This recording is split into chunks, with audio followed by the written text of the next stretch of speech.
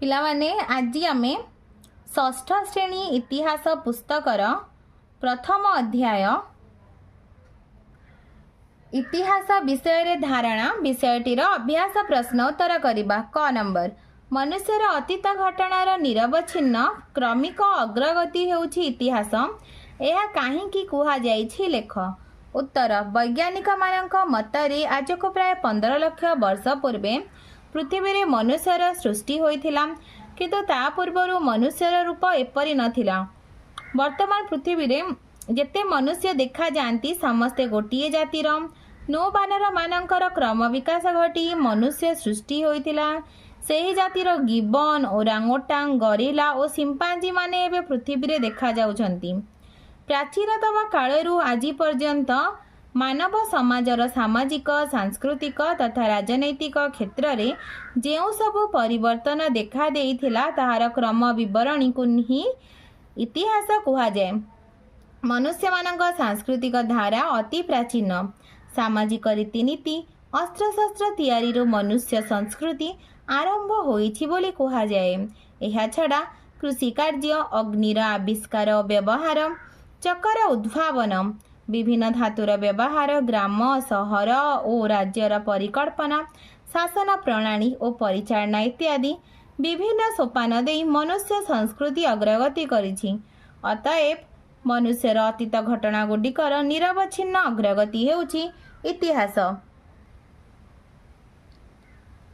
ख नंबर इतिहास काहींकी पढ़िबा। इतिहास पढ़िबा द्वारा आमे समयानुक्रमे अतीत रे घटिथिबा घटना को जानि पारू।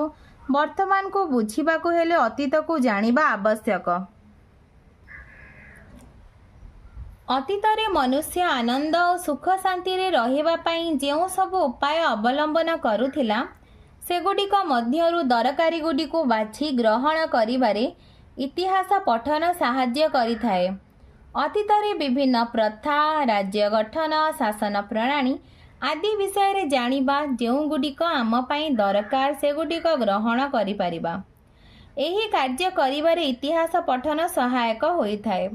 इतिहास पठन द्वारा अतीत रे आम समाज रे प्रचलित अनेक कुप्रथा और अंधविश्वास प्रति अवगत हेउ एवं सेगुडिक आम पई केते दूर ग्रहण योग्य ताहा आमे बुझी पारिबा। सेगुडिक आवश्यक परिवर्तन करी वर्तमान रो परिस्थिति सहित मेल करिबा पई चेष्टा करिबा। तेणु इतिहास पढ़िबा आम पई निहाती आवश्यक। इतिहास जानिबार विभिन्न उपादान गुडिक कौन? इतिहास जानिबार उपादान गुडिको दुई भाग रे विभक्त करा जाए। सेगुडिक हेला यथा प्रत्नतात्विक उपादान, साहित्यिक उपादान। प्रत्नतात्विक उपादान 4 भाग रे विभक्त यथा खोदित लेखा वा लिपि, कीर्ति और कलाकृति, भौतिक अवशेष, मुद्रा। साहित्यिक उपादान 3 भाग रे विभक्त यथा धर्म संबंधी साहित्य, ऐहिक साहित्य, वैदेशिक विवरणी। समय अनुसार इतिहास को केते भाग रे विभक्त करा जाइछि? समय अनुसार इतिहास को 3 भाग रे विभक्त करा जाइछि यथा प्राक ऐतिहासिक युग, आद्य ऐतिहासिक युग, ऐतिहासिक युग। प्राक ऐतिहासिक युग बहु पुरातन काल रे लोक माने लेखि जानि नथिले। विभिन्न प्रकार माटी पात्र, अलंकार, हाथ हथियार, अस्थि कंकाल आदि लोक मानकर जीवन यापन प्रणाली संपर्क रे तथ्य संग्रह करा जाय थाए। से कालर गुंफार चित्ररू आमे सेमानक विषय रे मध्य जानि पारू। आद्य ऐतिहासिक युग मनुष्य लेखि जानिबा परे विभिन्न घटना को निजर लेखा द्वारा प्रकाश करि पारिला। एही समय को आद्य ऐतिहासिक युग कुहा जाए। एही लेखा सबो सीमित और पढ़िबा संभव होई न थाए। तेणु ए समयर घटनावली जानिबाकु हेले लेखागुडिक सहित प्रत्नतात्विक खनन और अनुसंधान उपर निर्भर करिबाकु पड़े। सिंधु नदी कूଳରେ एही समय रे एक सभ्यता गढ़ी उठिथिला। ऐतिहासिक युग लेखार उन्नति हेबा परे मनुष्य विभिन्न घटना को पत्थर कांथ, खंब, तंबापटा, ताड़पत्र, माटी पात्र इत्यादि उपरे लेखि पारिला। एही लेखागुडिकरू से समयर सामाजिक, अर्थनैतिक और संस्कृति अवस्था विषय रे अनेक सूचना मिली पारि थाए। ଏହି ସମୟକୁ ଐତିହାସିକ ଯୁଗ କୁହାଯାଏ। 1 ନମ୍ବର ଭାରତର ଭୌଗୋଳିକ ଅବସ୍ଥା ଏହାର ଇତିହାସକୁ କିପରି ପ୍ରଭାବିତ କରିଛି? ଉତ୍ତର ଭାରତ ପୃଥିବୀର ଉତ୍ତର ଗୋଲାର୍ଦ୍ଧରେ ଅବସ୍ଥିତ। ଏହା ଏସିଆ ମହାଦେଶର ଦକ୍ଷିଣ ଉପକୂଳରେ ପ୍ରାୟ ମଧ୍ୟ ଭାଗରେ ଅବସ୍ଥିତ। ଭାରତର ଦକ୍ଷିଣ ଭାଗକୁ 3 ଦିଗରୁ ସମୁଦ୍ର ଘେରି ରହିଥିବାରୁ ଏହାକୁ ଉପଦ୍ୱୀପ କୁହାଯାଏ। ଆଫ୍ରିକା, ଅଷ୍ଟ୍ରେଲିଆ, ୟୁରୋପ ଠାରୁ ଭାରତ ପ୍ରାୟ ସମାନ ଦୂରତାରେ ରହିଛି। ପ୍ରାଚୀନ ସଭ୍ୟତାର ବିକାଶଶୀଳ ଦେଶଗୁଡ଼ିକ ଭାରତର ସୀମାକୁ ଲାଗି ବା ଭାରତଠାରୁ ଅନତି ଦୂରରେ ରହିଛନ୍ତି। ଭାରତର ଉତ୍ତର ପୂର୍ବ ସୀମାରେ ଚୀନ, ପଶ୍ଚିମରେ ଇରାନ ରହିଥିବା ବେଳେ ଇରାକ, ଇସ୍ରାଏଲ, ମିଶର, ଗ୍ରୀସ ଆଦି ଦେଶ ଭାରତଠାରୁ ଅନତି ଦୂରରେ ଅବସ୍ଥିତ। ଏହିପରି ଭାବରେ ଭାରତର ଭୌଗୋଳିକ ଅବସ୍ଥା ଏହାର ଇତିହାସକୁ ପ୍ରଭାବିତ କରିଛି।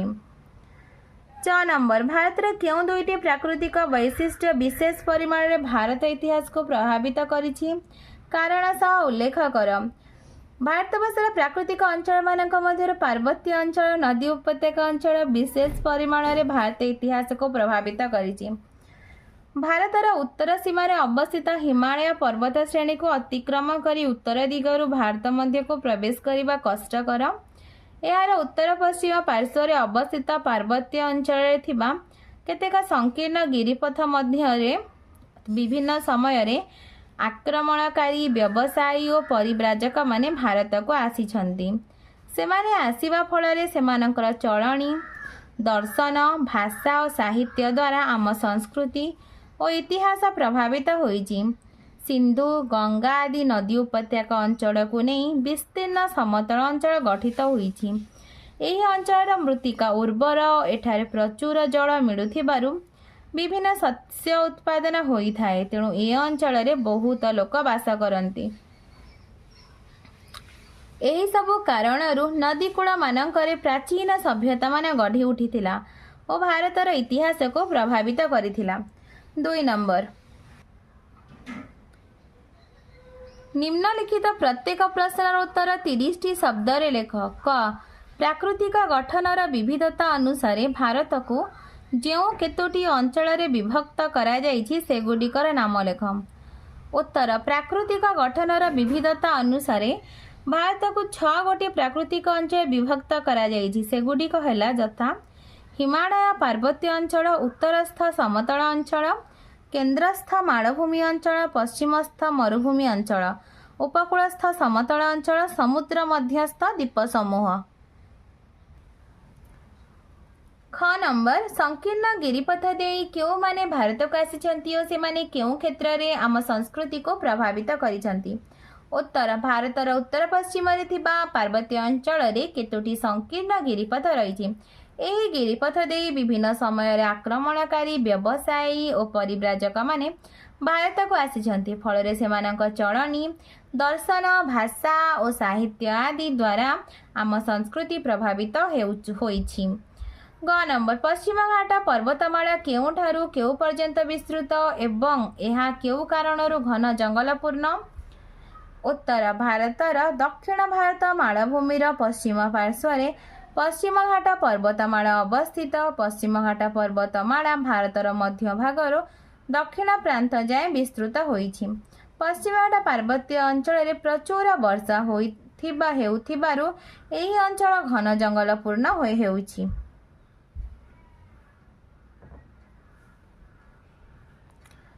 ଘ ନମ୍ବର ସମତଳ ଅଞ୍ଚଳ କିପରି ସୃଷ୍ଟି ହୋଇଛି ଏବଂ ଏଠାରେ କେଉଁ କାରଣରୁ ବିଭିନ୍ନ ଶସ୍ୟ ଉତ୍ପାଦନ କରାଯାଇଥାଏ? ଉତ୍ତର ଭାରତରେ ହିମାଳୟ ପର୍ବତୀୟ ଅଞ୍ଚଳ ଓ ଦକ୍ଷିଣ ଭାରତ ମାଳଭୂମି ମଧ୍ୟରେ ଅବସ୍ଥିତ ବିସ୍ତୀର୍ଣ୍ଣ ସମତଳ ଅଞ୍ଚଳ ସିନ୍ଧୁ, ଗଙ୍ଗା, ବ୍ରହ୍ମପୁତ୍ର ଆଦି ନଦୀଗୁଡ଼ିକର ପଟୁମାଟି ଦ୍ୱାରା ଗଠିତ ହୋଇଛି। ଏହି ଅଞ୍ଚଳରେ ମୃତ୍ତିକା ଉର୍ବର ଓ ପ୍ରଚୁର ଜଳ ମିଳୁଥିବାରୁ ଏଠାରେ ବିଭିନ୍ନ ଶସ୍ୟ ଉତ୍ପାଦନ କରାଯାଏ। ସାମୁଦ୍ରିକ ବାଣିଜ୍ୟର କିପରି ଉନ୍ନତି ଘଟିଥିଲା? ସମୁଦ୍ର କୂଳବର୍ତ୍ତୀ ସମତଳ ଭୂମି ଅତ୍ୟନ୍ତ ଉର୍ବର, କୃଷି ପାଇଁ ବହୁତ ଉପଯୋଗୀ। ତେଣୁ ଏହି ଅଞ୍ଚଳରେ ଘନ ଜନବସତି ଦେଖାଯାଏ। ଉପକୂଳବର୍ତ୍ତୀ ସମତଳ ଅଞ୍ଚଳରେ ଅବସ୍ଥିତ ନଦୀ ମୁହାଣଗୁଡ଼ିକରେ ଅନେକ ବନ୍ଦର ଗଢ଼ି ଉଠିଥିଲା। ଏହା ଫଳରେ ସାମୁଦ୍ରିକ ବାଣିଜ୍ୟ ଉନ୍ନତି ଘଟିଥିଲା। च नंबर केउ कारणरू नदी कूल मानकरे प्राचीन सभ्यता मान गढ़ी उठिथिला। नदी कूल मानकरे मृत्तिका उर्वर प्रचुर जल मिलुथिबारु एठारे विभिन्न प्रकार शस्य उत्पादन करा जाए। तेणु एही अंचल बहु लोक बास करती। एथिपाई एठारे प्राचीन सभ्यता गढ़ी उठिथिला। केउ अंचल घन जनबसति देखा जाए काहींकी? हिमालय पर्वतमालार पाददेशीय अंचल उपत्यका अंचल मृत्तिका और जल संपदरे परिपूर्ण थिबारु एही अंचल कृषि उपयोगी और जनबसतिपूर्ण। समुद्र कूलवर्ती समतल भूमि अत्यंत उर्वर और कृषि पाई बहुत उपयोगी। तेणु एही अंचल घन जनबसति देखा जाए। 3 नंबर निम्नलिखित प्रत्येक प्रश्नर उत्तर गोटे गोटे धाड़ी रे लेख। क नंबर केउठारे अनेक बंदर गढ़ी उठिथिला? उपकूलवर्ती समतल अंचल अवस्थित नदी मुहाण गुड़िकरे अनेक बंदर गढ़ी उठिथिला। ख नंबर अरण्यर शांत मनोमुग्धकर परिवेश केउ केउ क्षेत्र उन्नति करिबारे सहाय्य करिथिला? अरण्यर शांत मनोमुग्धकर परिवेश सभ्यतार विशेष करी धर्म दर्शन और साहित्य रे उन्नति करिबारे सहाय्य करिथिला। आम देशर केउ स्थान समतल अंचल देखा जाए? आम देशर पश्चिम पार्श्वर आरब सागर और पूर्व पार्श्वर बंगोपसागर उपकूल समतल अंचल देखा जाए। यह छड़ा हिमालय पार्वतीय अंचल और दक्षिण भारत मालभूमि मध्य एक विस्तीर्ण समतल अंचल देखा जाए। केउ समतल अंचल अधिक प्रशस्त? पूर्व उपकूल समतल अंचल अधिक प्रशस्त। पश्चिम उपकूलस्थ समतल भूमि काहाको कहा जाए? गुजरात ठारू केरल पर्यंत विस्तृत उपकूलवर्ती समतल अंचल को पश्चिम उपकूलस्थ समतल भूमि कहा जाए। पूर्व उपकूलस्थ समतल भूमि काहाको कहा जाए? ओडिशा ठारू तमिलनाडु पर्यंत विस्तृत उपकूलवर्ती समतल अंचल को पूर्व उपकूलस्थ समतल भूमि कहा जाए। बंधनी मध्यरु उपयुक्त शब्द व संख्या बाछि शून्य स्थान पूरण कर। आज को प्राय 15 लाख वर्ष पूर्वे पृथ्वी पृष्ठ रे मनुष्य जात सृष्टि होइतिला बोली अनुमान करा जाए। प्राचीन काल रे तालपत्र उपरे लेखा जाउथिला। समय अनुसार इतिहास को 3 भाग रे भाग करा जाइछि। भारतर केंद्रस्थ मालभूमि बृहत्तम प्राकृतिक अंचल अटे। 5 नंबर रेखांकित पद व पदगुड़ी को न बदलाई भ्रम संशोधन कर। सिंपांजीर क्रम विकास मनुष्य सृष्टि होइछि। सिंपांजी जगह लेखा हम नो बानर मानकर। इतिहास शब्दटी लाटिन शब्द हिस्टोरु आसीअछि। एटा लाटिन नुहे ग्रीक। ग्रीक शब्द हिस्टोरु आसीअछि।